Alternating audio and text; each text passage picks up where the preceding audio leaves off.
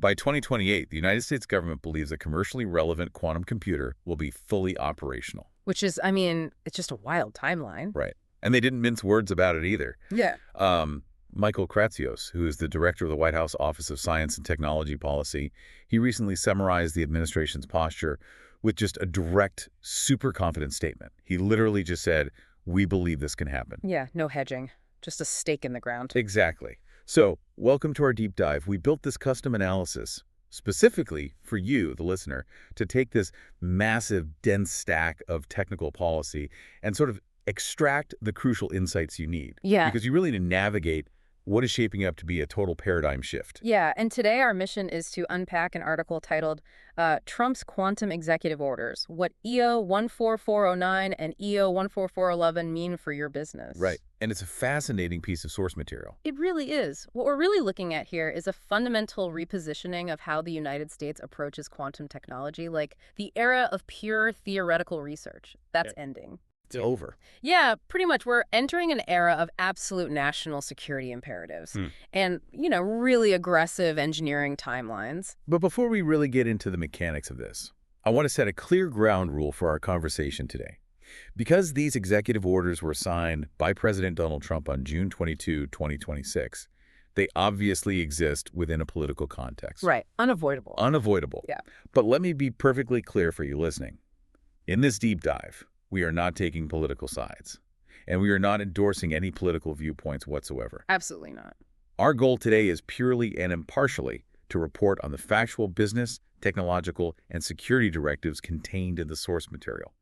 We just want to figure out exactly what they mean for the broader tech sector. Which is really the right approach because, if we look at the structural changes these orders create for enterprise operations, cybersecurity, global logistics, they're profound enough on their own. Yeah, they really are. They just don't need political framing to be incredibly urgent.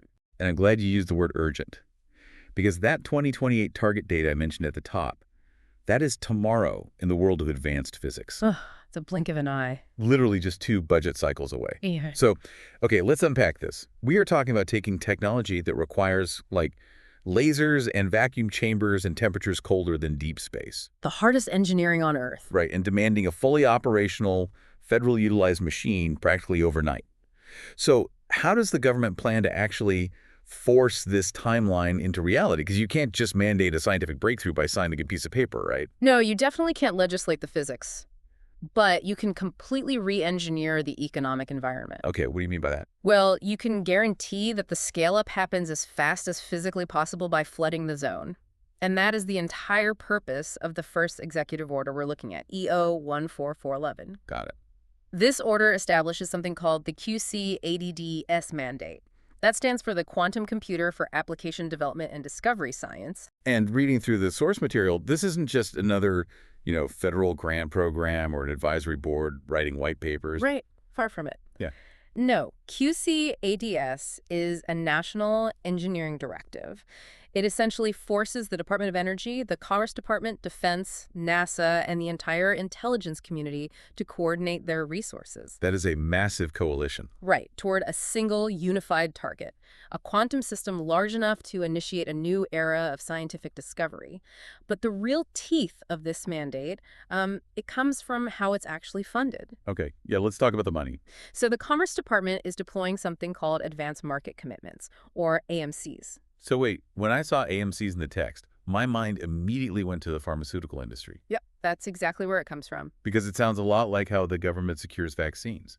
Like, if a company has to spend $1 billion building a factory for a vaccine that might not even work, they could go bankrupt. They take all the risk. Right. So the government steps in and says, hey, we promise to buy millions of doses at a set price no matter what, which completely de-risks the factory build.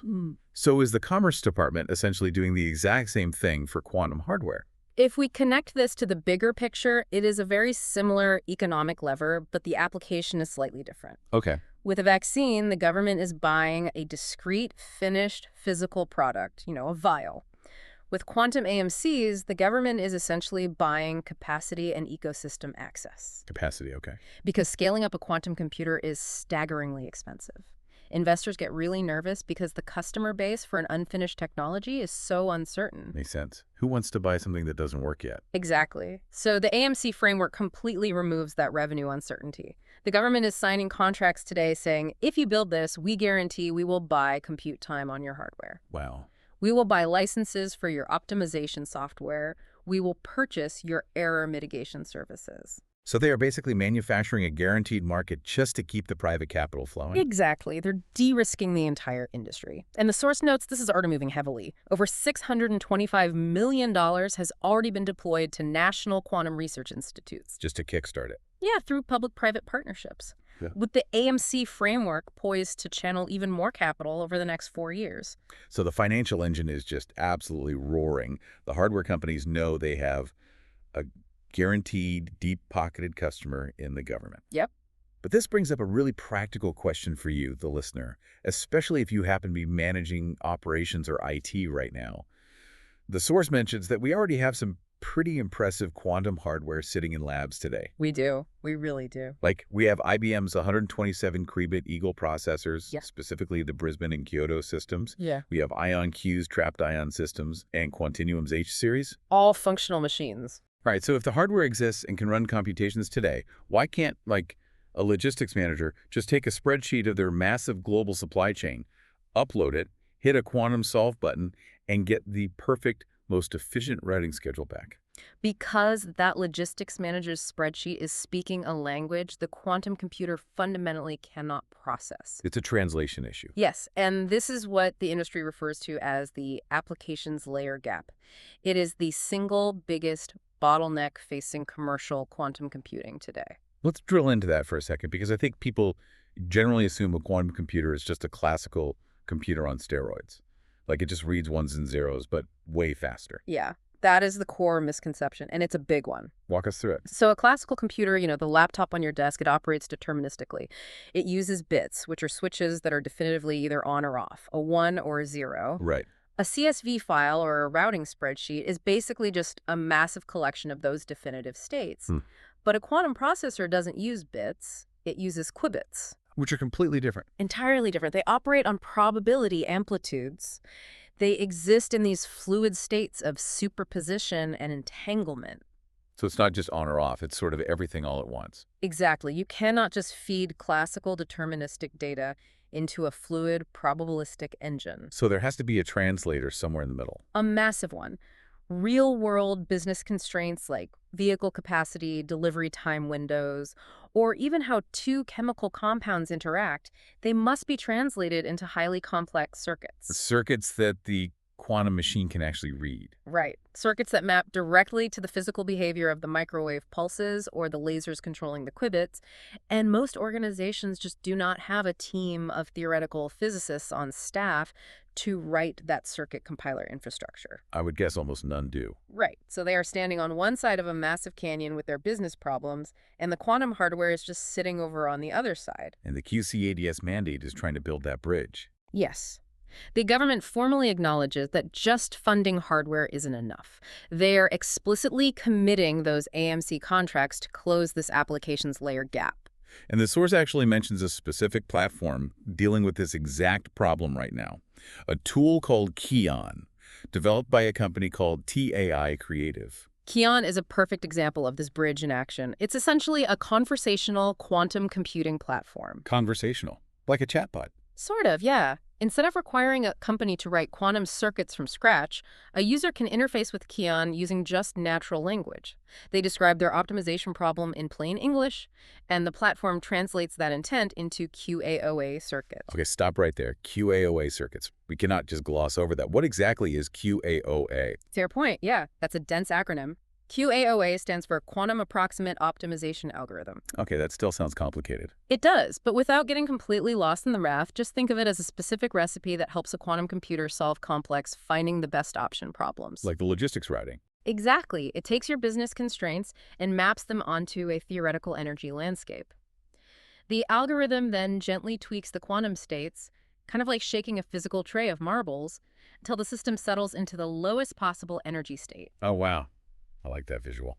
Yeah, and in QAOA, that lowest energy state mathematically corresponds to the most optimal, efficient answer to your business problem. So Kion translates your words into that algorithm, and it can actually run it on existing IBM, Brisbane, and Kyoto hardware today. That is genuinely incredible. It takes this abstract, mind-bending physics and just makes it accessible to a normal business leader. It's a huge step forward. But as we look at this massive push to build the ultimate optimization engine by 2028, we really have to talk about the dark side of that exact same power. We do. Here's where it gets really interesting. Uh-huh. Because the exact same processing capabilities that can instantly map the most efficient supply chain route, they can also instantly shatter the mathematical foundations of our global cybersecurity. Yep, it's a double-edged sword. And that perfectly transitions us to the second executive order we're covering, EO 14409.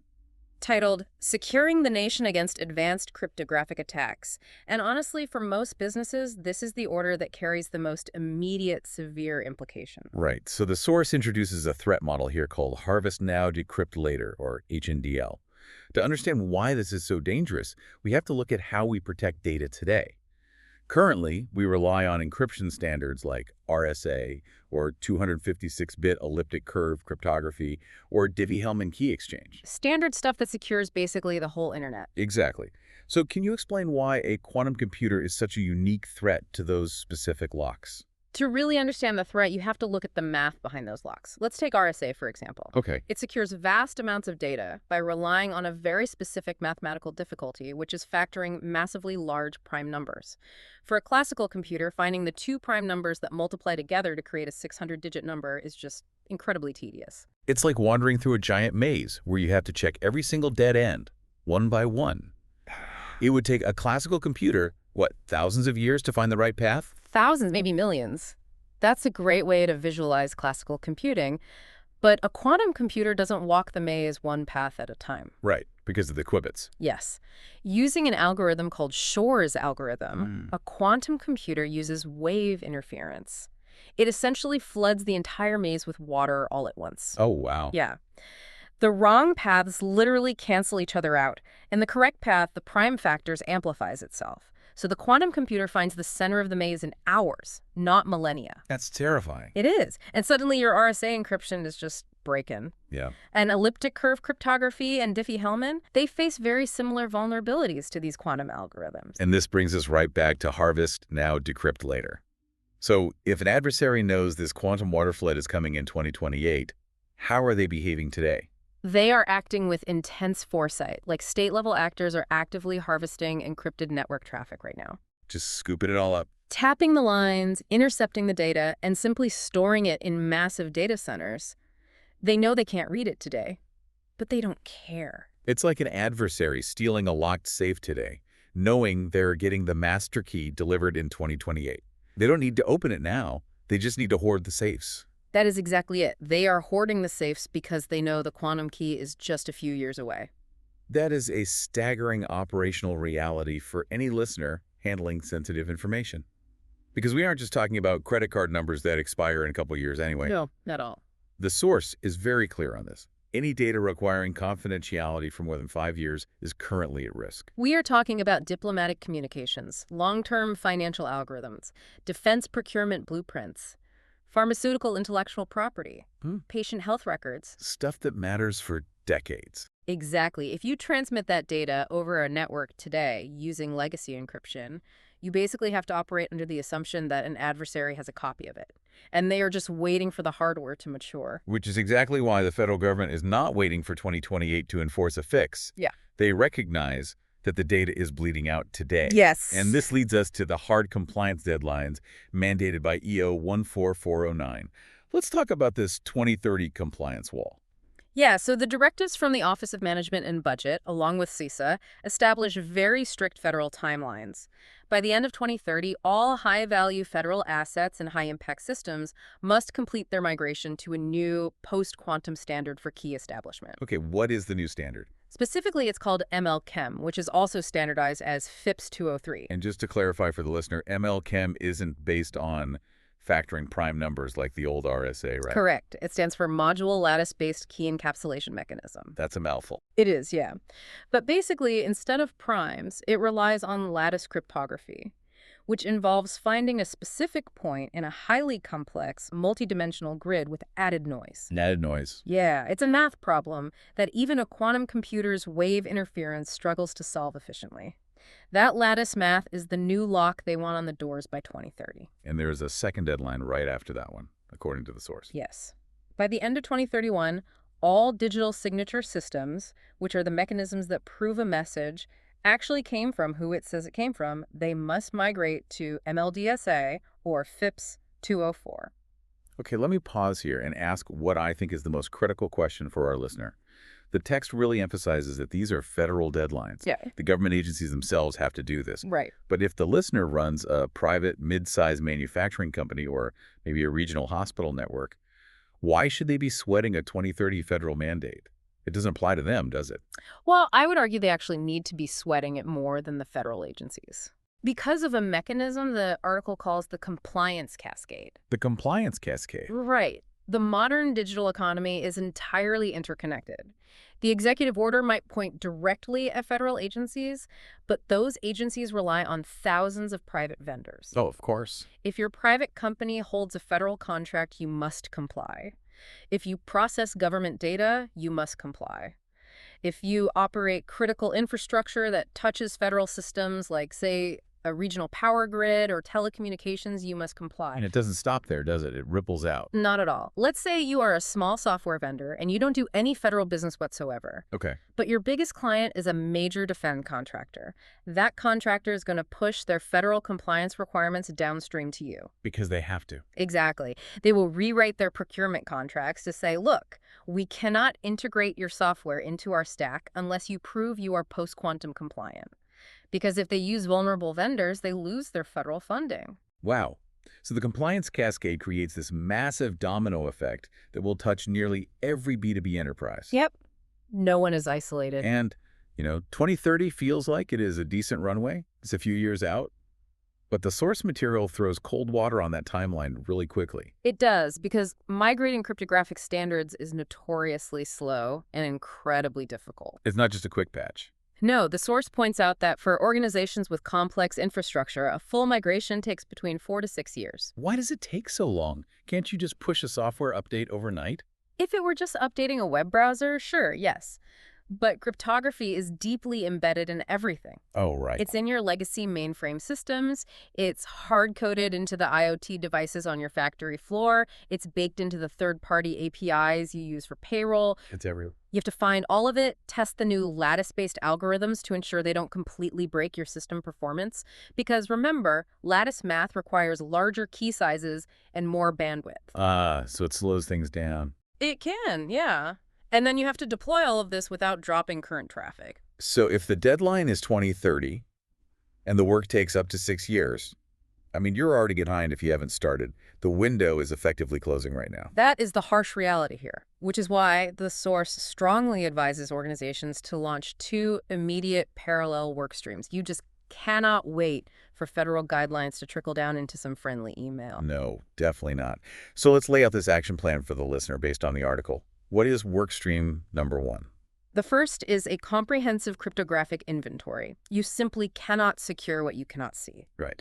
Organizations need to actively map every system, every protocol, and every third-party vendor relying on quantum vulnerable cryptography like RSA or elliptic curve. And they have to do it now. And the source actually highlights a tool to help with this, again from TAI Creative. It's called the TAI-QPT, which stands for the TAI Quantum Pen Test. Okay, what does that do? This assessment scans a company's architecture and maps their current exposure directly against those NIST post-quantum standards we mentioned, MLChem and MLDSA, to create a prioritized migration roadmap.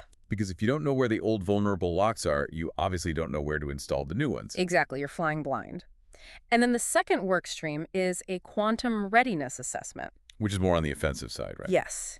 While you are aggressively protecting your downside against that harvest-now-decrypt-later threat, you also need to prepare for the commercial upside of the 2028 hardware. Right, the 2028 sprint. You need to look at your operational workflows and identify which of your intractable business problems will actually benefit earliest from quantum acceleration, using platforms like Keon to get ahead of the curve. So what does this all mean? Let's bring this vast amount of information together for you, the listener. On June 22, 2026, the tech landscape effectively fractured, and the federal government drew two massive lines in the sand. Two very clear lines. The first line is 2028, the target for a commercially relevant quantum computer fueled by those advanced market commitments and national engineering mandates. We are right in the middle of a modern space race for computational supremacy. We really are. And the second line is 2030, a hard compliance wall for post-quantum security, driven by the terrifying reality that state actors are already hoarding our locked data today. Waiting for the key. Right. As the source material makes perfectly clear, the question is no longer if your organization will have to engage with quantum computing. The only variable left is whether you begin that massive transition before the deadlines hit or after the cascade forces your hand. Well said. And as we close out, I want to offer one final implication for you to think about. Something that builds on the cryptographic vulnerabilities we discussed, but extends way beyond just corporate data. Okay, let's hear it. We talked about how RSA and elliptic curve protect network traffic. But consider that the entire ecosystem of cryptocurrency and decentralized finance, Bitcoin, Ethereum, digital smart contracts, it relies exclusively on elliptic curve cryptography to prove ownership and prevent forgery. Wait, so if elliptic curve is vulnerable? Exactly. If a state actor brings a quantum computer online in 2028, it isn't just about reading stolen emails. It is the potential to instantly falsify digital signatures on the blockchain. Oh my God. We're talking about the potential evaporation of trust in decentralized, immutable ledgers overnight. How does the global economy absorb a shock where mathematical proof of ownership suddenly just ceases to exist? That is a truly profound question. We spend so much time worrying about the data hidden in the vault. We completely forget that the vault itself might just dissolve. Well, thank you for joining us on this deep dive into the quantum policy shift. Keep questioning, stay prepared, and we will catch you on the next one.